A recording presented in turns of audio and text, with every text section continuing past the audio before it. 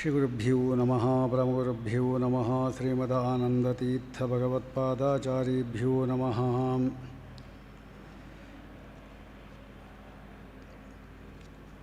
ನಾರಾಯಣಂ ಸುರಗುರುಂ ಜಗದೇಕನಾಥಂ ಭಕ್ತಪ್ರಿಯಂ ಸಕಲಲೋಕನಮಸ್ಕೃತಂ ಚ ತ್ರೈಗುಣ್ಯವಜ್ಜಿತಮಜಂ ವಿಭುಮಾದ್ಯಮೀಶಂ ವಂದೇ ಭವಗ್ನಮರಾಸುರಸಿದ್ಧವಂದ್ಯಂ.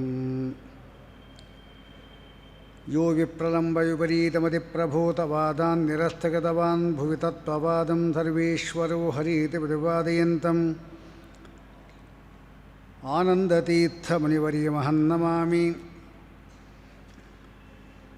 ಭವತಿ ಯದನುಭಾವಾದೇಡಮೂಕೋಪಿ ವಾಗ್ಮಿ ಜಡಮತಿರಪಿ ಜಂತುಃ ಜಾಯತೆ ಪ್ರಾಜ್ಞಮೌಲಿಃ. ಸಕಲವಚನಚೇತೋ ದೇವತಾ ಭಾರತೀ ಸಾ ಮಮ ವಚಸಿ ನಿಧತ್ತಾಂ ಸನ್ನಿಧಿಂ ಮಾನಸೀ ಚ ಯೋऽन्तಃಪ್ರವಿಶ್ಯ ಮಮ ವಾಚಮಿಮಾಂ ಪ್ರಸುಪ್ತಾಂ ಸಂಜೀವಯತ್ಯಗಲಶಕ್ತಿಧರಸ್ವಧಾಮ್ನಾ ಅನ್ಯಾಂಶ್ಚ ಹಸ್ತಚರಣಶ್ರವಣತ್ವಗಾದೀನ್ ಪ್ರಾಣಾನ್ನಮೋ ಭಗವತೆ ಪುರುಷಾಯ ತುಭ್ಯಂ. ಕಾಮಧೇನುಃ ಯಥಾ ಪೂರ್ವಂ ಸರ್ವಾಭೀಷ್ಟಬಲಪ್ರದಾ ತಥಾ ಖಲು ವಾದಿರಾಜ ಶ್ರೀಪಾದೋಭೀಷ್ಟದಃ ಸದಾಂ. ಮುಕೋಪಿ ಯತ್ಪ್ರಸಾದೇನ ಮುಕುಂದಶಯನಾಯತೆ ರಾಜರಾಜಾಯತೆ ರಿಕ್ತಃ ರಾಘವೇಂದ್ರಂ ತಮಾಶ್ರಯೇ. ಆಪಾದಮೌಲಿಪರ್ಯಂತಂ ಗುರುಣಾಮಾಕೃತಿಂ ಸ್ಮರೇತ್ ತೇನ ವಿಘ್ನಾಃ ಪ್ರಣಶ್ಯಂತೆ ಸಿದ್ಧ್ಯಂತಿ ಚ ಮನೋರಥಾಃ. ಲಸತು ಶ್ರೀಮದಾನಂದತೀರ್ಥೇಂದುರ್ನೋ ಹೃದಂಬರೆ ಯದ್ವಶಶ್ಚಂದ್ರಿಕಾ ಸ್ವಾಂತಸಂತಾಪಂ ವಿನಿಕೃಂತತಿ. ಶಿವರಾತ್ರಿ ಪ್ರಯುಕ್ತವಾಗಿ ರುದ್ರದೇವರ ಮಹಿಮೆಗಳನ್ನು ಮತ್ತು ಅವರ ತತ್ವಗಳನ್ನು ತಿಳ್ಕೋಬೇಕು ಅಂಥೇಳಿ ಈ ಪ್ರವಚನವನ್ನು ಏರ್ಪಡಿಸಿದ್ದಾರೆ. ರುದ್ರದೇವರ ಬಗ್ಗೆ ಯಾವ ರೀತಿ ತಿಳ್ಕೋಬೇಕು ಅದಕ್ಕಿಂತ ವಿರುದ್ಧವಾಗಿ ತಿಳ್ಕೊಂಡವರೇ ಜಾಸ್ತಿ ಇರೋದು. ವಸ್ತುತಃ ಪ್ರತಿಯೊಬ್ಬರೂ ಕೂಡ ಯಾವುದೇ ರೀತಿಯಾದಕ್ಕಂಥ ಮತದ ಒಂದು ಭೇದವಿಲ್ಲದೆ ಪ್ರತಿಯೊಬ್ಬನ ಸಂಸಾರ ಸುಖವಾಗಿರಬೇಕು ಅಂತಿದ್ದರೆ ರುದ್ರ ಮತ್ತು ರುದ್ರಾಣಿನ ಸ್ತೋತ್ರ ಮಾಡಲೇಬೇಕು. ಯಾವ ರೀತಿಯಿಂದಾದರೂ ಪೂಜೆ ಮಾಡಲೇಬೇಕು. ಪಾರ್ವತೀದೇವಿ ಏನಿದ್ದಾಳೆ ಅವಳಂಕು ದಾಂಪತ್ಯಾರ್ಥಂ ಉಮಾಂ ಸತೀಂ ಅಂತಾರೆ. ದಾಂಪತ್ಯ ಜೀವನ ಚೆನ್ನಾಗಿರಬೇಕು ಅಂತಿದ್ದರೆ ಪಾರ್ವತಿ ಹಿಡಿಯಲೇಬೇಕು. ಪಾರ್ವತಿ ಹಿಡಿಯೋದೊಂದು ಬರೀ ಪಾರ್ವತಿಯನ್ನು ಮಾತ್ರ ಹಿಡಿಯೋದಲ್ಲ, ಅದು ಅಶಾಸ್ತ್ರೀಯ. ಪಾರ್ವತಿ ಅಂದರೆ ಅರ್ಧನಾರೀಶ್ವರ. ತನ್ನ ಎಡದ ಅರ್ಧ ಭಾಗವನ್ನು ಪಾರ್ವತಿಯೇ ಕೊಟ್ಬಿಟ್ಟಿದ್ದ ಅವಳ ತಪಸ್ಸಿಗೆ ಮೆಚ್ಚಿ ರುದ್ರದೇವ. ಅದೇನು ಹಾಗಂದರೆ ಸುಮ್ಮನೆ ನಾವು ಪದಲ್ಲೇ ಅರ್ಧಾಂಗಿ ಅರ್ಧಾಂಗಿ ಅಂತ ಹೇಳ್ತಾ ಇರ್ತೀವಿ ಅಷ್ಟೇ. ಅವಳ ಕೆಲಸ ಅವಳು, ನಮ್ಮ ಕೆಲಸ ನಮ್ಮದು, ಹಾಗಿರುತ್ತೆ. ಆದರೆ ಪಾರ್ವತಿ ಮತ್ತು ಪರಮೇಶ್ವರ ಹಾಗಲ್ಲ. ಅವರ ಅರ್ಧಾಂಗಿ ಅಂದರೆ ಅರ್ಧ ಭಾಗವನ್ನು ಕೊಟ್ಟವರೇ. ನಮ್ಮಲ್ಲಿಯೂ ಕೂಡ ಯಾಕೆ ಅರ್ಧಾಂಗಿನ ಕರೆಯೋದು ಅಂತ ಹೇಳಿದ್ರೆ, ಮನುಷ್ಯನು ಎಷ್ಟು ಕಾಲದವರೆಗೆ ಬ್ರಹ್ಮಚರ್ಯಾಶ್ರಮದಿಂದ ಅವನು ಗೃಹಸ್ಥಾಶ್ರಮಕ್ಕೆ ಹೋಗೋದಿಲ್ಲ, ಅಲ್ಲಿವರೆಗೂ ಅವನು ಅರ್ಧಾಂಗ, ಪೂರ್ತಿ ಅಂಗ ಆಗೋದೇ ಇಲ್ಲ. ಅವನು ಯಾವಾಗ ವಿವಾಹವಾಗಿ ಅವನಿಗೆ ಒಬ್ಬ ಪತ್ನಿ ಅಂತ ಒಬ್ಬಳು ಬರ್ತಾಳೆ, ಆಗ ನಿಜವಾಗಲೂ ಅವನು ಪೂರ್ಣಾಂಗ ಅಂತ ಕರೀತಾರೆ. ಈ ಅಂಶವನ್ನು ರುದ್ರದೇವರು ತೋರಿಸ್ಲಿಕ್ಕಾಗಿ ಅವರು ತನ್ನ ಅರ್ಧ ಭಾಗದ ಅಂಗವನ್ನೇ ಅವಳಿಗೆ ಕೊಟ್ಬಿಟ್ಟಿದ್ದಾಳೆ. ನಿಜವಾಗಲೂ ಅರ್ಧಾಂಗಿ ಅಂದರೆ ಅವಳೇ, ಅರ್ಧ ಅಂಗ ಅಂದರೆ ಇವನೇ. ಈಗ ಪೂರ್ತಿ ಆಯಿತು. ಹಾಗಾದರೆ ಇವರಿಬ್ಬರನ್ನೂ ಕೂಡ ನಾವು ಸ್ತೋತ್ರ ಮಾಡಿದ್ರೇ ನಮ್ಮ ಜೀವನ ಸುಖವಾಗಿರೋದು. ಕೆಲವರ ಸಂಸಾರ ಇರುತ್ತೆ, ಹೇಗಿರುತ್ತೆ ನೋಡಿ. ಕೆಲವರ ಸಂಸಾರ ನೋಡಿ ಆಮೇಲೆ ರುದ್ರದೇವರ ಸಂಸಾರ ನೋಡಿದರೆ ನಮಗೆ ಗೊತ್ತಾಗುತ್ತೆ ಹೇಗಿರಬೇಕಾಗಿತ್ತು, ಹೇಗಿದ್ದಾರೆ ಅಂತ ಗೊತ್ತಾಗುತ್ತೆ. ಜರಾಸಂಧನ ಒಂದು ಸಂಸಾರ ನೋಡಿ ಹೇಗಿದೆ ಅಂತ. ಅವನು ಜರಾಸಂಧ ಅಂದರೆ ವೃದ್ಧಾಪ್ಯವನ್ನು ಉಂಟು ಮಾಡುವವನು. ಅವನ ಮಕ್ಕಳು ಹೆಣ್ಣು ಮಕ್ಕಳು ಇಬ್ಬರಿದ್ದಾರೆ. ಯಾರು? ಆಸ್ತಿ ಪ್ರಾಸ್ತಿ ಅಂತ ಅವ್ರಿಗೆ ಹೆಸರು. ಅವರಿಬ್ಬರು ಕೂಡ ಒಬ್ಬ ಗಂಡ ಇದ್ದಾನೆ, ಅವನು ಕಂಸ. ಕಂಸ ಅಂದರೆ ಹಿಂಸೆ ಮಾಡೋನು. ಜರಾಸಂಧ ಅಂದರೆ ವೃದ್ಧಾಪ್ಯವನ್ನು ತಂದುಬಿಡೋದು. ವೃದ್ಧಾಪ್ಯ ಕೊಟ್ಬಿಡ್ತಾನೆ. ಜರ ಅಂದರೆ ವೃದ್ಧಾಪ್ಯ, ಅದನ್ನು ಸಂಧೀಯತೆ ಉಂಟು ಮಾಡ್ತಾನೆ. ಆಸ್ತಿ ಪ್ರಾಸ್ತಿ ಅಂತ ಹೇಳಿದ್ರೆ ಸಂಶಯ, ಆಮೇಲೆ ವಿಪರ್ಯಯ. ವಿಪರ್ಯ ಅಂದರೆ ಭ್ರಾಂತಿ. ಅವರಿಬ್ಬರೂ ಸಂಶಯ ವಿಪರ್ಯಯ. ಇವನು ವೃದ್ಧಾಪ್ಯ ಕೊಡ್ತಾನೆ, ಇವನು ಹಿಂಸೆ ಮಾಡ್ತಾನೆ. ನಮ್ಮ ಜೀವನ ಹೀಗೆ ಇರೋದೀಗ. ಕಂಸ ಏನಿದ್ದಾನೆ, ಕಂಸನ ವ್ಯವಹಾರ ನಮ್ಮದು, ಎಲ್ಲ ಕಡೆ ಹಿಂಸೆ. ನಾವು ಸ್ವಾರ್ಥದಲ್ಲಿ ಬದುಕಿದ್ರಾಯಿತು ಅಷ್ಟೇ, ಆ ರೀತಿ ನಾವಿದ್ದೇವೆ. ಸಂಶಯ ಮತ್ತು ವಿಪರ್ಯ. ಪರಮಾತ್ಮ ಗುಣಪರಿಪೂರ್ಣನೋ ಸಂಶಯ, ಪರಮಾತ್ಮ ನಮ್ಮಾಗೆ ಬಿಡಿ ಅಂತ ಹೇಳಿಬಿಟ್ರೆ ವಿಪರ್ಯ, ಭ್ರಾಂತಿ. ಈಗಂಗೆ ಆಗ್ತಾ ಇರುವಾಗಲೇ ಯಮಧರ್ಮ ಬಂದೇ ಬಿಡ್ತಾನೆ, ಜರಾಸಂಧ ಬಂದೇ ಬಿಡ್ತಾನೆ. ನೋಡಿ ಅವರ ಅಂಶ ಹಾಗಿರುತ್ತೆ. ಪಾರ್ವತಿ ಪರಮೇಶ್ವರ ಅಂಶ ನೋಡಿ ಆಗಿದೆ. ಪಾರ್ವತಿ ಶಕ್ತಿ ಮಾತೆ, ಪರಮೇಶ್ವರ ಪಶುಪತಿ. ನಾವೆಲ್ಲರೂ ಕೂಡ ಪಶುಗಳು ಅವನ ಮುಂದೆ. ಆ ಪಶುಗಳೆಲ್ಲ ನಿಯಮನ ಮಾಡತಕ್ಕಂಥ ಒಬ್ಬ ವ್ಯಕ್ತಿ ಇರ್ತಾನೆ. ಅದರಂತೆ ಈ ರುದ್ರದೇವ ಇಡೀ ನಮ್ಮ ಎಲ್ಲ ಮನುಷ್ಯರನ್ನೂ ಕೂಡ ನೋಡಿಕೊಳ್ಳತಕ್ಕಂಥ ನಿಯಾಮಕನಾಗಿರ್ತಕ್ಕಂಥ ರುದ್ರದೇವ ಅವನು. ನಾವು ಪಶುಗಳು, ಅವನ ಪಶುಪತಿ. ನಿಜವಾಗಲು ಅವನು ಹಾಗಿದ್ದಾನೆ. ಅವನದೇ ಒಂದು ಮತ ಇದೆ, ಶಿವನೇ ತಯಾರು ಮಾಡತಕ್ಕಂಥ ಒಂದು ಮತ ಇದೆ, ಪಾಶುಪತ ಮತ ಅಂತ ಅದಕ್ಕೆ ಹೆಸರು. ಪಶುಪತಿ ರುದ್ರ, ಅವನ ಮತ ಪಾಶುಪತ. ವಸ್ತುತಃ ಪುರಾಣಗಳಲ್ಲಿ ಮತ್ತು ಕೆಲವು ಮತಗಳಲ್ಲಿ ಶಿವ ಇಬ್ಬರಿದ್ದಾರೆ ಅಂತ ಹೇಳ್ತಾರೆ. ಒಬ್ಬನು ಶಿವ, ಇನ್ನೊಬ್ಬನು ಪರಮಶಿವ ಅಂತ. ಒಬ್ಬನು ಈಶ್ವರ, ಇನ್ನೊಬ್ಬನು ಪರಮೇಶ್ವರ ಅಂತ. ಹೀಗೆ ಎರಡು ಭಾಗ ಕೂಡ ಹೇಳಿದ್ದು ಕಂಡು ಬರುತ್ತೆ. ಅದು ವಸ್ತುತಃ ಇಬ್ಬರು ಒಂದೇನೆ. ಶಿವನಲ್ಲಿ ಎರಡು ಮಾಡಲಿಕ್ಕೆ ಹೋಗಬಾರ್ದು. ಈಶ್ವರ ಅಂದರೆ ನಮ್ಮ ಮತ ಪ್ರಕಾರವಾಗಿ ರುದ್ರದೇವನಿಗೆ ಈಶ್ವರ ಅಂತ ಕರಿತೀವಿ. ಪರಮೇಶ್ವರ ಅಂದರೆ ಆ ರುದ್ರದೇವನಿಗೂ ಕೂಡ ಪರಮನಾಗಿರ್ತಕ್ಕಂಥವನು ಭಗವಂತ ಅಂತ ನಾವು ಕರಿತೇವೆ. ಅದು ಒಬ್ಬೊಬ್ಬರ ಅನುಸಂಧಾನ ಯಾವ ರೀತಿ. ಯಾಕೆಂದರೆ ಪುರಾಣದಲ್ಲಿ ಎಲ್ಲ ರೀತಿ ಮಾತುಗಳು ಬರುತ್ತೆ. ಅವರಿಗೆ ಯಾವುದು ಇಷ್ಟೋ ಅದನ್ನು ಸ್ವೀಕಾರ ಮಾಡ್ತಾರೆ. ಇದರಲ್ಲಿ ಜಗಳ ವ್ಯಾಜ್ಯ ಯಾವುದೂ ಇಲ್ಲ. ಅವ್ರು ಯಾವುದು ಬೇಕೋ ಅದು ಸ್ವೀಕಾರ ಮಾಡಬಹುದು ಅಷ್ಟೇ ಮುಖ್ಯವಾಗಿ. ಇನ್ನು ಶಿವ ಅವನು ಗಣಪತಿ. ಗಾಣಪತ ಎಂಬತಕ್ಕಂಥ ಒಂದು ತತ್ವವನ್ನೇ ಅವನು ಮಾಡಿದ್ದಾನವನು. ಗಾಣಪತ ಶಾಸ್ತ್ರ ಅಂತ ಅದಕ್ಕೆ ಹೆಸರು. ಇನ್ನು ಸ್ಕಂದ ಅಂತಿದ್ದ, ಅವನು ಸ್ಕಂದ ಮತ ಮಾಡಿದ್ದಾನೆ. ನೋಡಿ, 4 ಜನರು ಕೂಡ ತಮ್ಮ ತಮ್ಮದೇ ಆದ ಒಂದೊಂದು ಹೊಸ ಮತವನ್ನು ಸ್ಥಾಪನೆ ಮಾಡಿದವು. ಇದೆಲ್ಲ ಯಾರು ಹೇಳಿದ್ರು ಮಾಡಲಿಕ್ಕೆ ಅಂದರೆ, ಸ್ಕಾಂದ ಪುರಾಣದಲ್ಲಿ ಈಗಿನ ಕೆಲವು ಪ್ರತಿಗಳಲ್ಲೂ ಈ ಶ್ಲೋಕ ಸಿಗುತ್ತೆ. ಅದನ್ನು ಶ್ರೀಮದಾಚಾರ್ಯರು ಅದನ್ನು ಹೇಳಿದ್ದಾರೆ. ಶಿವನಿಗೆ ಹೇಳ್ತಾನಂತೆ ಪರಮಾತ್ಮ, ನೋಡು, ಏಷ ಮೋಹಂ ಸೃಜಮ್ಯಾಶು ಯೋಜನಾನ್ ಮೋಹಯಿಷ್ಯತಿ ತ್ವಂಚ ರುದ್ರ ಮಹಾಬಾಹು ಮೋಹಶಾಸ್ತ್ರಾಣಿ ಕಾರ್ಯ. ಮೋಹ ಉಂಟು ಮಾಡತಕ್ಕಂಥ ಶಾಸ್ತ್ರಗಳನ್ನು ಮಾಡು. ಅದನ್ನು ಓದಿ ಈ ದೈತ್ಯ ಸ್ವಭಾವದವರು ಅವರು ಅದೇ ಸರಿಯಾದ ಮಾರ್ಗ ಅಂತ ತಿಳ್ಕೊಂಡು ಅವರು ಅಧಪಾತಕ್ಕೆ ಹೋಗಬೇಕು. ಅದಕ್ಕಾಗಿ ಆ ರೀತಿ ಮಾಡು. ಕೇಳಿದ ಕೂಡಲೇ ವರ ಕೊಟ್ಬಿಡು. ಇದೆಲ್ಲ ಗಲಾಟೆ ಆಗ್ತಾ ಇರುವಾಗ ಅಥತ್ಯಾನಿ ವಿಥತ್ಯಾನಿ ದರ್ಶಯಸ್ವ ಮಹಾಭುಜ. ಅಥತ್ಯ ಅಂದರೆ ಸುಳ್ಳು ಅಂತ ಅರ್ಥ, ವಿಥತ್ಯ ಅಂದರೆ ಸುಳ್ಳು ಅಂತ ಅರ್ಥ. ಹಾಗಲ್ಲ ಅರ್ಥ ಇದಕ್ಕೆ. ಅಥತ್ಯಾನಿ ಅಂದರೆ ಅವಿದ್ಯಮಾನ ತಥ್ಯಾನೆ, ಇಲ್ಲದೇ ಇರತಕ್ಕಂಥದ್ದೆಲ್ಲ ಹೇಳಿಬಿಡು, ಇಲ್ಲದೇ ಇರತಕ್ಕಂಥದ್ದೆಲ್ಲ ಹೇಳಿಬಿಡು. ವಿತಥ್ಯಾನೆ ಅಂದರೆ ಏನು? ಯಾರಲ್ಲಿ ಹೇಳ್ತಾ ಇದ್ದಾರೋ ಅವರ ವಿರುದ್ಧವಾದ ಅಧಿಕರಣದಲ್ಲಿ ಅದು ಸತ್ಯ. ಅಂದರೆ ಏನು? ಶಿವನೇ ಜಗಜ್ಜನ್ಮಾದಿ ಕಾರಣ ಅಂತ ಎಲ್ಲ ಕಡೆ ಬರುತ್ತೆ. ಅದು ವಿತಥ್ಯ ಅಂದರೆ ಏನು? ಅವನಿಗಿಂತ ಭಿನ್ನನಾದ ಪರಮಾತ್ಮನಲ್ಲಿ ಆ ಮಾತು ಸತ್ಯ, ಇವನಲ್ಲಿ ಅದು ಯಥಾ ಪ್ರಕಾರ. ಇದೆಲ್ಲ ಮೋಹಕ್ಕಾಗಿ ಮಾಡಿದ್ದು.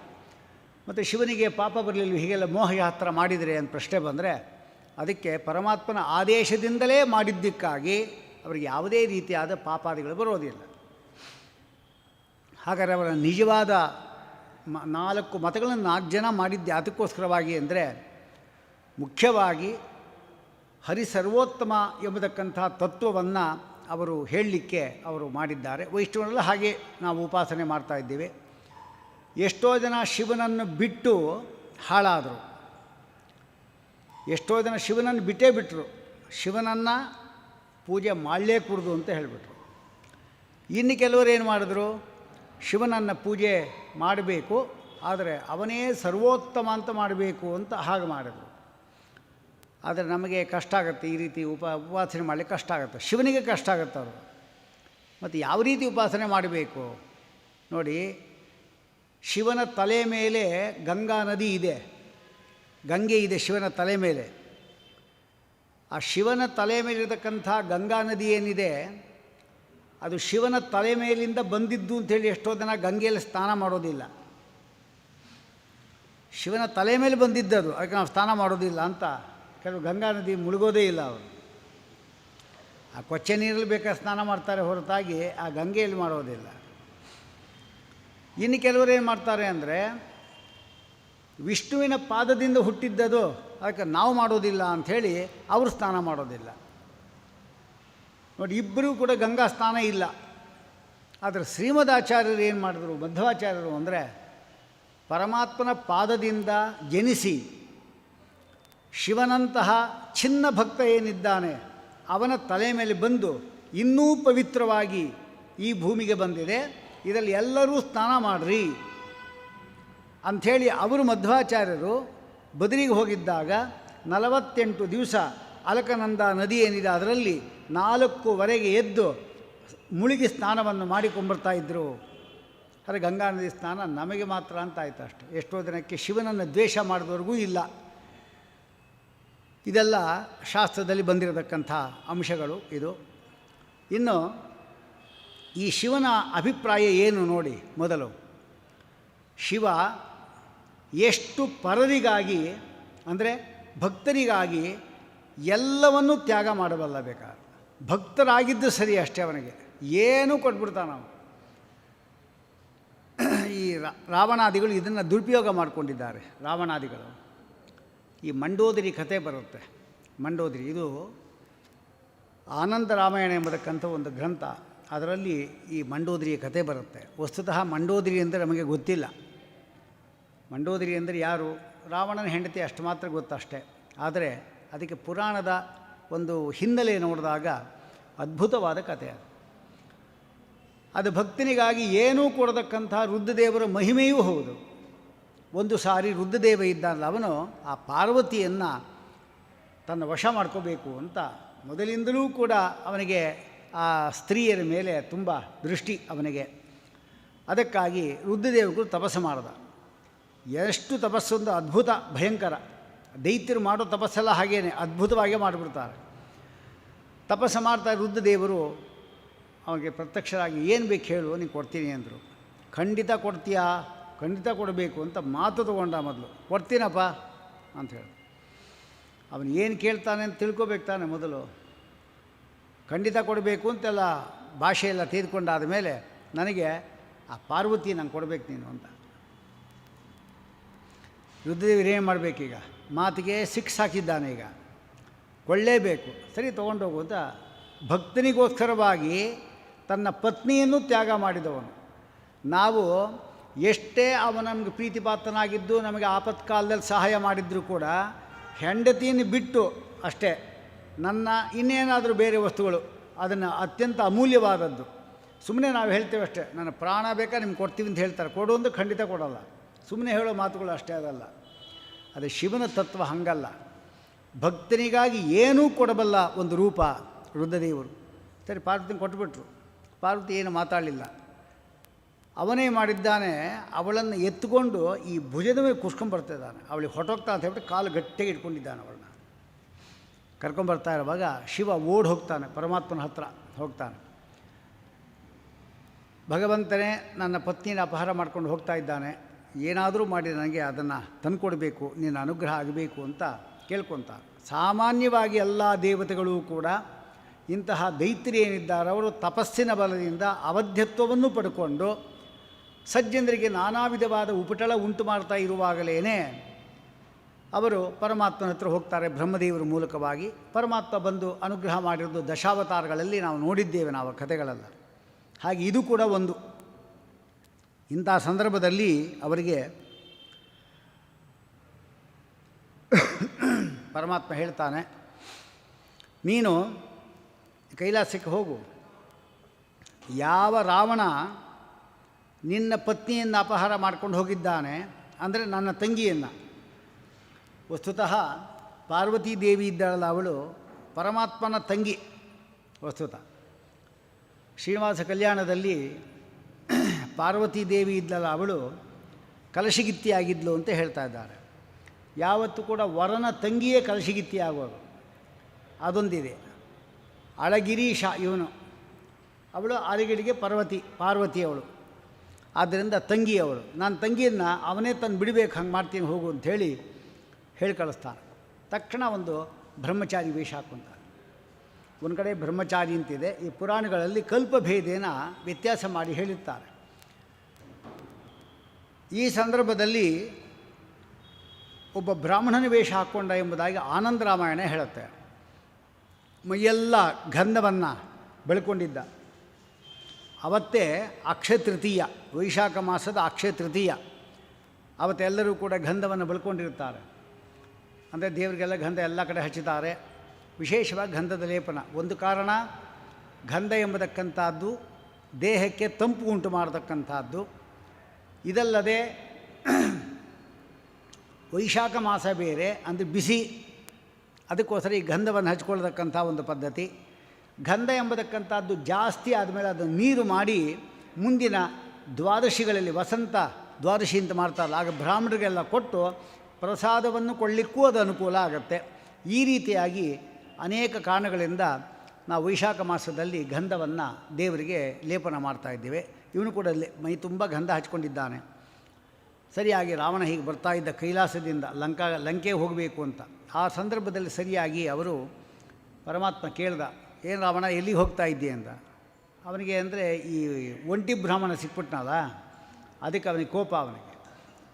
ನನಗೆ ಎಲ್ಲಿ ಹೋಗ್ತೇನೆ ನಾನು, ಇನ್ನೆಲ್ಲಿ ಹೋಗಲಿ, ಇದಕ್ಕೆ ಹೋಗ್ತಾ ಇದ್ದೀನಿ, ನಾನು ಲಂಕೆ ಹೋಗ್ತಾ ಇದ್ದೀನಿ ಅಂತ. ಇವಳ್ಯಾರು, ಕಾಳಿ ಅಂತಂದ ಅವನು. ಕಾಳಿ ಅಂದ್ಕೊಳ್ಳಿ ಅವನಿಗೆ ಬೇಜಾರಾಯಿತು. ಇವಳನ್ನು ಕಾಳಿ ಅಂತ ಹೇಳ್ತಾ ಇದ್ದೆಯಲ್ಲ, ನಿನ್ನ ಕಣ್ಣು ಏನಾಗಿದೆ ನೋಡು ಮೊದಲು ಅಂದ. ಯಾಕೆ ಅಂದರೆ ಲೋಕೋತ್ತರ ಸುಂದರಿ ಅಂಥೇಳಿ ತಪಸ್ಸು ಮಾಡಿ ರುದ್ರದೇವನಿಂದ ನಾನು ಪಡ್ಕೊಂಬರ್ತಾ ಇದ್ದೀನಿ, ಇವಳನ್ನು ಕಾಳಿ ಅಂತ ಹೇಳ್ತೀಯಲ್ಲ ಅಂತ. ಇಳಿಸಿ ನೋಡು, ನಿಂಗೆ ಗೊತ್ತಾಗುತ್ತೆ ಅಂತ ಹೇಳ್ದ. ಅವನು ರಾವಣ ಭುಜದಿಂದ ಕೆಳಗಡೆ ನಿಲ್ಲಿಸ್ದ. ಈ ಕಲ್ಕತ್ತಾದಲ್ಲಿ ಕಾಳಿ ಇದ್ದಾಳೆ ನೋಡ್ರಿ, ಆ ರೀತಿ ಆಗಿಬಿಟ್ಟಿದ್ಲು ಅವಳು. ಯಾಕೆ ಅಂದರೆ ರುದ್ರದೇವ ಅರ್ಧನಾರೀಶ್ವರ, ಅವನಿಂದ ತನ್ನನ್ನು ಬೇರೆ ಮಾಡಿ ನನಗೆ ಮತ್ತು ಅವನಿಗೆ ವಿಯೋಗ ಉಂಟು ಮಾಡಿದ್ದರಿಂದ ಕೆಂಪಗೆ ಆಗಿ ಕಡೆ ಕಪ್ಪಗಾಗಿ ಆ ನಾಲಿಗೆ ಮತ್ತು ಕಣ್ಣುಗಳು ಕೆಂಡದಂತೆ ಉರಿತಾ ಇತ್ತು, ರಕ್ತದ ಹನಿಗಳನ್ನು ಸುರಿಸ್ತಾ ಇತ್ತು.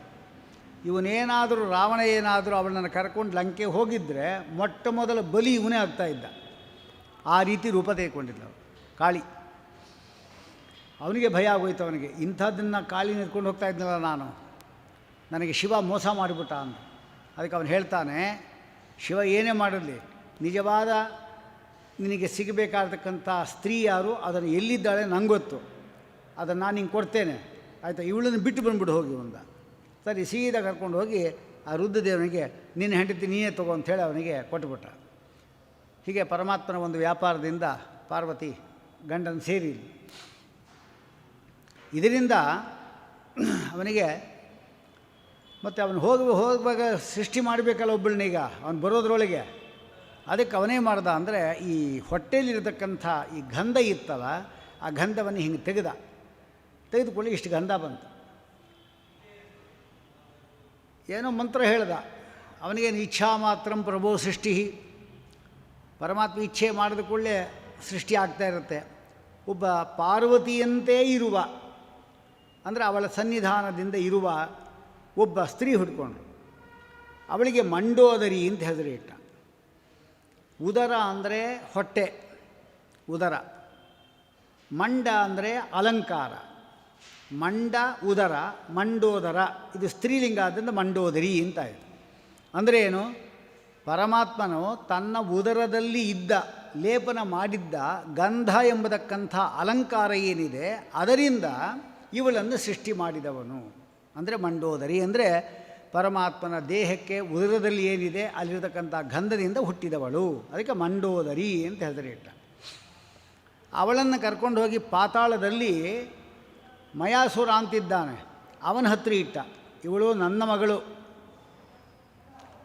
ರಾವಣ ಬರ್ತಾನೆ, ನನಗೆ ಮದುವೆ ಮಾಡಿಕೊಡು ಅಂತ ಕೇಳ್ತಾನೆ. ನೀನು ಏನು ವಿಚಾರವೂ ಮಾಡದೆ ಅವನಿಗೆ ಮದುವೆ ಮಾಡ್ಕೊಬಿಡು, ಕನ್ಯಾದಾನ ಮಾಡತಕ್ಕಂಥ ಫಲ ನಿನಗೇ ಇರುತ್ತೆ ಅಂತ ಆ ಮಯಾಸುರಂಗೆ ಹೇಳಿಬಿಟ್ಟ. ಸರಿ ಆಯಿತು ಅಂತೇಳಿ ಇಲ್ಲಿ ಬಂದು ನಿಂತ್ಕೊಂಡು ಆ ಜಾಗದಲ್ಲಿ. ಅಷ್ಟೊಂದು ಸರಿಯಾಗಿ ಬ್ರಾಹ್ಮಣ ಈ ರಾವಣ ಇದ್ದ, ಅವನು ಬಂದು ಎಲ್ಲಿಟ್ಟಿದ್ದಲ್ಲ ಹೇಳು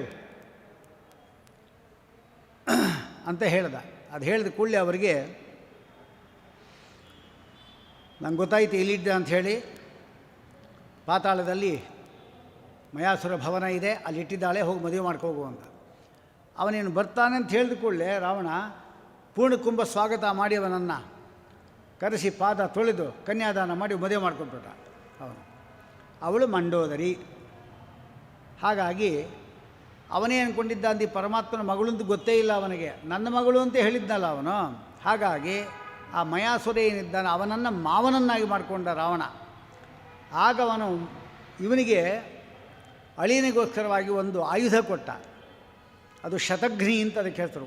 ಒಂದು ಸಾರಿ ಬಿಸಾಕಿದರೆ, ಪ್ರಯೋಗ ಮಾಡಿದರೆ 100 ಜನರನ್ನು ಕೊಲ್ಲತ್ತರು. ಆ ಅಸ್ತ್ರ ಏನಿದೆ ಅದನ್ನೇ ಲಕ್ಷ್ಮಣನ ಮೇಲೆ ಬಿಟ್ಟು ರಾವಣ ಲಕ್ಷ್ಮಣ ಮೂರ್ಛೆಗೊಳಿಸಿದಾಗ ಸಂಜೀವಿನಿ ಪರ್ವತವನ್ನು ತರುವ ಸಂದರ್ಭ ವಾಯುದೇವರ ಅವತಾರ ಆಗ್ತಕ್ಕಂಥ ಹನುಮಂತ ದೇವರಿಗೆ ಬಂತು ಅಂತ ನಾವು ಕತೆ ಕೇಳ್ತಾ ಇದ್ದೇವೆ. ಇಷ್ಟು ಮಂದೋದರಿಯದು ಕತೆ.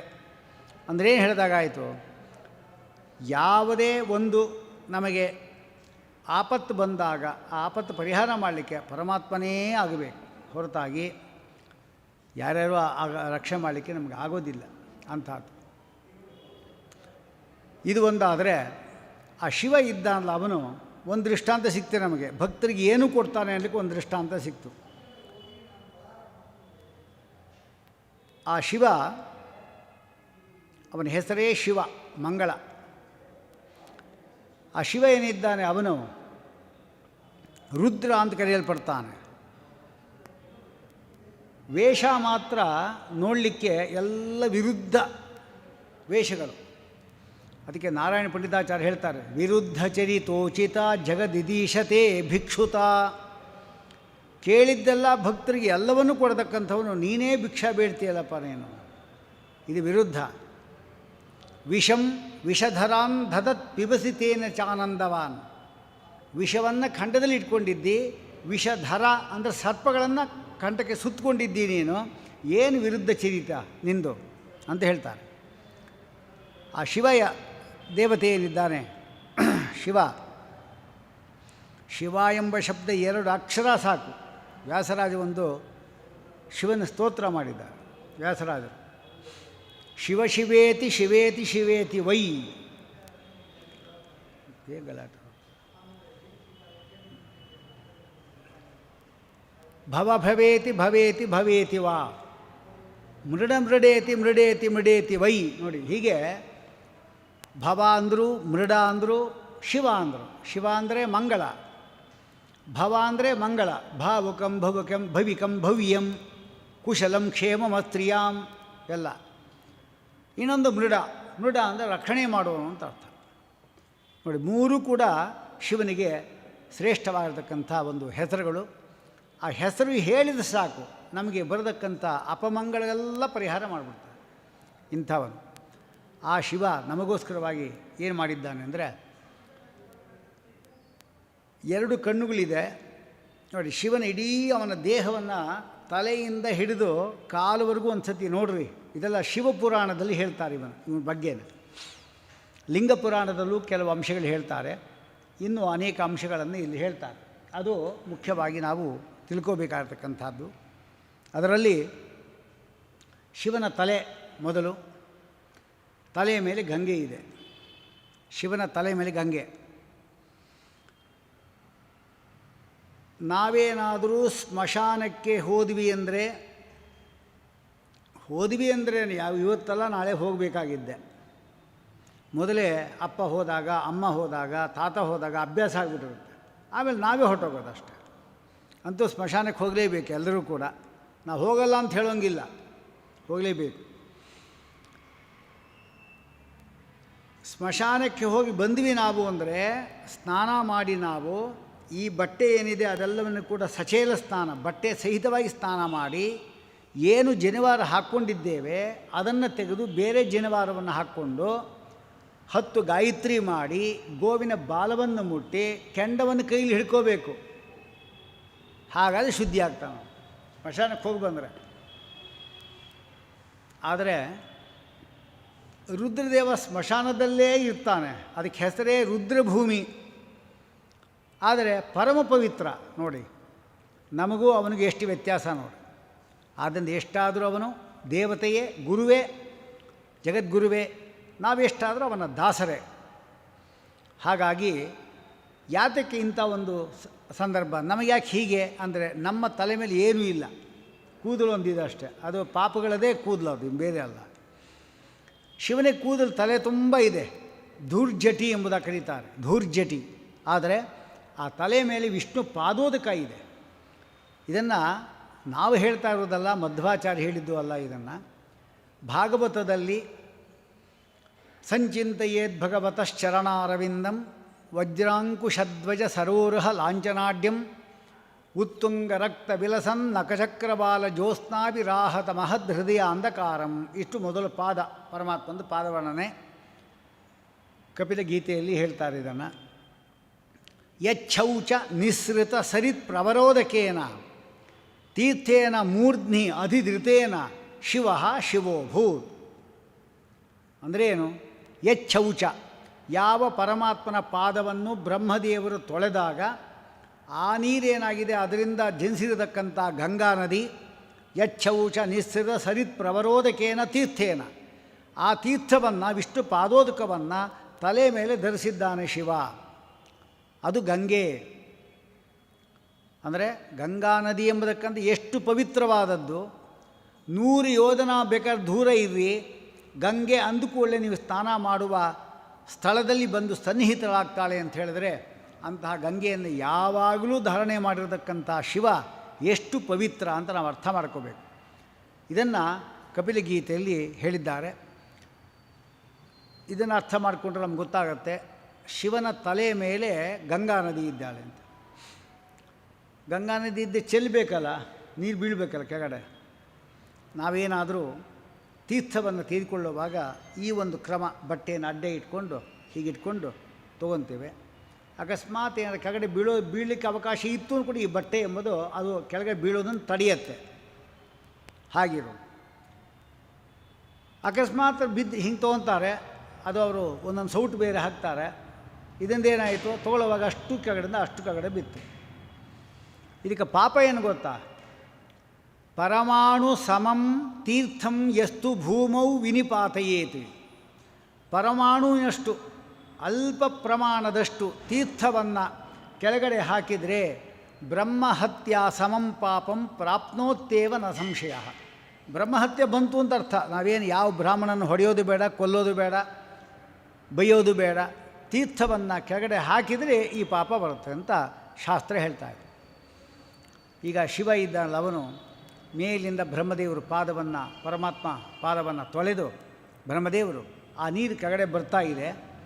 ಇವರು ನೋಡಿದರು ವಿಷ್ಣು ಪಾದೋದಕ. ನಾವೇನಾದರೂ ಪಾಪಗಳು ಮಾಡಿದ್ವಿ ಅಂತ ಹೇಳಿದ್ರೆ, ಅದು ತಲೆ ಮೇಲೆ ತೀರ್ಥ ಹಾಕ್ಕೊಂಡ್ವಿ ಅಂತ ಹೇಳಿದ್ರೆ, ಅದು ಪೂರ್ಣವಾಗಿ ನಮ್ಮ ಪಾಪಗಳ ತೊಡೆದಾಕ್ಬಿಡುತ್ತೆ. ಯಾಕೆಂದರೆ ಯಾವ ಒಂದು ನದಿಗಳು ನೇರವಾಗಿ ಸಮುದ್ರಕ್ಕೆ ಸೇರೋದಿಲ್ಲ, ಆ ನದಿಯಲ್ಲಿ ನಾವು ಸ್ನಾನ ಮಾಡಿದ್ವಿ ಅಂದರೆ 3 ದಿವಸ ಉಪವಾಸ ಮಾಡಿದ ಫಲ ಬರುತ್ತೆ. ಅಂದರೆ ನದಿಯು ನೇರವಾಗಿ ಸಮುದ್ರಕ್ಕೆ ಸೇರಲ್ಲ. ಅದು ಇನ್ನು ಯಾವುದು ಸಮುದ್ರಕ್ಕೆ ನೇರವಾಗಿ ಸೇರುತ್ತೆ ಅದರಲ್ಲಿ ಸ್ನಾನ ಮಾಡಿದರೆ, ಯಾವುದೀಗ ತುಂಗಭದ್ರಾ ಇದೆ, ಅದು ನೇರವಾಗಿ ಸಮುದ್ರಕ್ಕೆ ಸೇರಲ್ಲ. ಅದು ವಿಜಯವಾಡದ ಹತ್ರ ಅದು ಕೃಷ್ಣಾ ನದಿ ಸೇರುತ್ತೆ, ಆಮೇಲೆ ಅದು ಸಮುದ್ರಕ್ಕೆ ಸೇರಿಕೊಳ್ಳುತ್ತೆ. ಹಾಗೆ ತುಂಗಭದ್ರಾದಲ್ಲಿ ನಾವು ಸ್ನಾನ ಮಾಡಿದ್ವಿ ಅಂದರೆ 3 ದಿವಸ ಉಪವಾಸ ಮಾಡಿದ್ರೆ ಫಲ ಬರುತ್ತೆ. ಸಮುದ್ರಕ್ಕೆ ನೇರವಾಗಿ ಸೇರತಕ್ಕಂಥ ಗಂಗಾ ನದಿ, ಗೋಮತಿ, ಇದೆಲ್ಲ ಸಮುದ್ರಗಳಿದಲ್ಲ, ಸಮುದ್ರಕ್ಕೆ ಸೇರತಕ್ಕಂಥ ನದಿಗಳು, ಅದರಲ್ಲಿ ಸ್ನಾನ ಮಾಡಿದ್ರೆ 1 ವಾರ ನಾವು ಉಪವಾಸ ಮಾಡಿದ ಫಲವನ್ನು ತಂದು ಕೊಡುತ್ತಂತೆ. ಅಂದರೆ ಅರ್ಥ ಏನು? ಯಾಕಾಶ್ಚಿದ ಅಸಮುದ್ರಗಾಹ, ಸಮುದ್ರಕ್ಕೆ ಹೋಗದೇ ಇದ್ದಿದ್ದು ಸಮುದ್ರಗಾಸ್ತು, ಅದು 1 ವಾರ ಉಪವಾಸ ಮಾಡಿ ಫಲ ಕೊಡುತ್ತೆ. ಆದರೆ ಗೋದಾವರಿಯಲ್ಲಿ ನಾವು ಸ್ನಾನ ಮಾಡಿದ್ವಿ ಅಂದರೆ 6 ತಿಂಗಳು ಉಪವಾಸ ಮಾಡಿದ ಫಲ. ಗೋದಾವರಿ ಷಣ್ಮಾಸ ಫಲದ ಗೋದಾ ವತ್ಸರಸ್ಯತು ಜಾಹ್ನವಿ. ಅಂದರೆ ಒಂದು ಸಾರಿ ನಾವು ವರ್ಷಕ್ಕೆ ಒಂದು ಬಾರಿ ನಾವು ಗಂಗಾ ನದಿಯಲ್ಲಿ ಹೋಗಿ ಸ್ನಾನ ಮಾಡ್ಕೊಂಡು ಬಂದ್ವಿ ನಾವು ಅಂತ ಹೇಳಿದ್ರೆ ನಮಗೆ 1 ವರ್ಷ ಉಪವಾಸ ಮಾಡಿದ ಫಲ ಬಂತು. ಸಮುದ್ರದಲ್ಲಿ ನಾವು ಎಲ್ಲ ನದಿಗಳು ಹೋಗಿ ಸೇರೋದು ಸಮುದ್ರದಲ್ಲೇ. ಆ ಸಮುದ್ರದ ಸ್ನಾನ ಮಾಡಿದರೆ ಮಾತ್ರ 1 ತಿಂಗಳು ಉಪವಾಸ ಮಾಡಿದ ಫಲ ಬರುತ್ತೆ. ನೋಡಿ, ಸಮುದ್ರದಲ್ಲಿ 1 ತಿಂಗಳು, ಗೋದಾವರಿ 6 ತಿಂಗಳು, ಗಂಗಾ ನದಿ 1 ವರ್ಷ. ಒಟ್ಟು ಎಷ್ಟಾಯಿತು? ಇದು 1 ವರ್ಷ, ಇದೊಂದು 6 ತಿಂಗಳು, ಇದೊಂದು ಸಮುದ್ರದ 1 ತಿಂಗಳು, 1 ವರ್ಷದ 7 ತಿಂಗಳು, ಇದೊಂದು 7 ದಿವಸ ಇದಲ್ಲ, ಅದೊಂದು 3 ದಿವಸ 10. ಹಾಗಾದರೆ ಆಯಿತು 1 ವರ್ಷ 7 ತಿಂಗಳು 10 ದಿವಸ. ಅಷ್ಟರಲ್ಲೂ ಮಾಡಿದ್ರೆ ಇಷ್ಟು ಪುಣ್ಯ ಬಂತು ನಮಗೆ. ಇದು ತೀರ್ಥಕ್ಕೆ ಸಾಲಿಗ್ರಾಮಕ್ಕೆ ಅಭಿಷೇಕ ಮಾಡಿ ಆ ತೀರ್ಥವನ್ನು ಪ್ರೋಕ್ಷಣೆ ಮಾಡಿಕೊಂಡ್ರೆ ಎಷ್ಟು ಪುಣ್ಯ ಬರ್ಬೋದು ಅಂದರೆ, ಇದರ 16ನೇ 1 ಭಾಗಕ್ಕೆ, ಅಂದರೆ ತೀರ್ಥವನ್ನು ಮಾಡಿ ತಲೆ ಮೇಲೆ ಪ್ರೋಕ್ಷಣೆ ಮಾಡಿಕೊಂಡ್ರೆ ಎಷ್ಟು ಪುಣ್ಯ ಬರ್ಬೋದು ಅಂದರೆ, ಈ ಪುಣ್ಯವನ್ನು ನಾವು 16 ಭಾಗ ಮಾಡಿದರೆ 16ನೇ 1 ಭಾಗಕ್ಕೆ ಈ 1 ತಿಂಗಳು 1 ವರ್ಷ 7 ತಿಂಗಳು 10 ದಿವಸ ಇತ್ತಲ್ಲ, ಅದು ಸಮಾನ ಆಗೋದಿಲ್ಲ. ಅಂದರೆ ಅಂತಹ ತೀರ್ಥ ಇದೆ. ಆ ತೀರ್ಥವನ್ನು ರುದ್ರದೇವರು ಮೇಲಿಂದ ಬೀಳ್ತಾ ಇದೆ. ನಾನು ಹೇಗಿದ್ದರೂ ಕೂಡ ಸಂಹಾರಕರ್ತ, ಯಾರ್ಯಾರನ್ನೂ ಕೊಂದಾಕ್ತಾನೆ ಇರ್ತೀನಿ ನಾನು. ಸಂಹಾರ ಮಾಡಿದ್ರೆ ನಂಗೆ ಪಾಪ ಬರುತ್ತೆ. ಆದರೆ ಆ ಪಾಪವನ್ನು ಪರಿಹಾರ ಮಾಡಿಕೊಳ್ಳಿಕ್ಕಾಗಿ ನಾನು ಆ ವಿಷ್ಣು ಪಾದೋದಕ ತೀರ್ಥ ಇದಲ್ಲ, ಅದನ್ನು ತಲೆ ಮೇಲೆ ಇಟ್ಕೊಂಡ್ಬಿಡ್ತೇನೆ ಎಂಬುದಾಗಿ ಗಂಗಾ ನದಿಯನ್ನು ಅವನ ತಲೆ ಮೇಲೆ ಇಟ್ಕೊಂಡ. ಅಷ್ಟು ಮಾತ್ರವಲ್ಲ, ಹರಿಕಥಾಮಸಾದಲ್ಲಿ ಹೇಳುವಾಗ ಒಂದು ವಿಶೇಷಣ ಕೊಟ್ಟಿದ್ದಾರೆ ಅವನಿಗೆ. ಏನದು ಅಂದರೆ, ಗಗನ ಕೇಶನೊಳಿದ್ದು ಸಂಹರಿಸುವ ಅಂತಾರೆ. ಗಗನ ಪೂರ್ತಿ ಕೇಶ ಅಂದರೆ ಕೂದಲು ಅಂತ ಅರ್ಥ. ಗಗನ ಕೇಶ ಅಂದರೆ ಕೂದಲು. ಆಕಾಶ ಪೂರ್ತಿ ಕೂದಲು ಇಟ್ಬಿಟ್ಟಿದ್ದಾನೆ, ಹರಡ್ಬಿಟ್ಟಿದ್ದಾನೆ ಕೂದಲನ್ನು, ಧೂರ್ಜಟಿ. ಯಾಕೆಂದರೆ ಆ ಮೇಲಿಂದ ಬರತಕ್ಕಂಥ ತೀರ್ಥ 1 ಹನಿ ಕೆಳಗಡೆ ಬೀಳಬಾರ್ದು, ಬಿದ್ದರೆ ಪಾಪ ಬರುತ್ತೆ. ಅದಕ್ಕೋಸ್ಕರವಾಗಿ ಅಷ್ಟನ್ನು ತಲೆ ಮೇಲೆ ಇಟ್ಕೊಂಡು ಅದು ಗಂಟು ಹಾಕಿ ಭದ್ರ ಮಾಡಿಟ್ಕೊಂಬಿಟ್ಟ. ಹಾಗಾದರೆ ತಲೆ ನೋಡಿದ್ರೆ ರುದ್ರದೇವಂದು ಗಂಗಾ ನದಿ ಎಂಬತಕ್ಕಂಥದ್ದಿರೋದು. ಇದೇನು ಹೇಳುತ್ತೆ ಗಂಗಾ ನದಿ ಎಂಬುದು? ವಿಷ್ಣುವಿನ ಪಾದದಿಂದ ಬಂದ ತೀರ್ಥವನ್ನು ತಲೆ ಮೇಲೆ ಹಾಕ್ಕೊಂಡ ಅಂದ ಅರ್ಥ ಏನದಕ್ಕೆ? ಹರಿಸರ್ವೋತ್ತಮ ಅಂತ ಹೇಳಿದಾಗಾಯಿತು. ಇದು ಗಂಗೆದು. ಗಂಗೆ ಆದಮೇಲೆ ಅಲ್ಲೇ ಒಂದು ಚಂದ್ರನ ಕಲೆ ಒಂದಿದೆ, ಒಂದು ಚಂದ್ರನ ಕಲೆ. ಅದಕ್ಕೆ ಲಿಂಗ ಪುರಾಣದಲ್ಲಿ ಕಥೆ ಹೇಳ್ತಾರೆ. ಶಿವನು ಯಾಕೆ ಅರ್ಧಚಂದ್ರವನ್ನು, ಒಂದು ಚಂದ್ರನ ಕಲೆಯನ್ನು ಇಟ್ಕೊಂಡಿದ್ದಾನೆ ಅಂತ ಹೇಳ್ತಾರೆ. ವಸ್ತುತಃ ದಕ್ಷ ಪ್ರಜಾಪತಿಗಳು ಇದ್ರಲ್ಲ, ಅವರ 60 ಜನ ಹೆಣ್ಣು ಮಕ್ಕಳಲ್ಲಿ 27 ಜನ ಹೆಣ್ಣು ಮಕ್ಕಳನ್ನು ಚಂದ್ರನ ಕೊಟ್ಟು ಮದುವೆ ಮಾಡಿದರು ದಕ್ಷ ಪ್ರಜಾಪತಿ.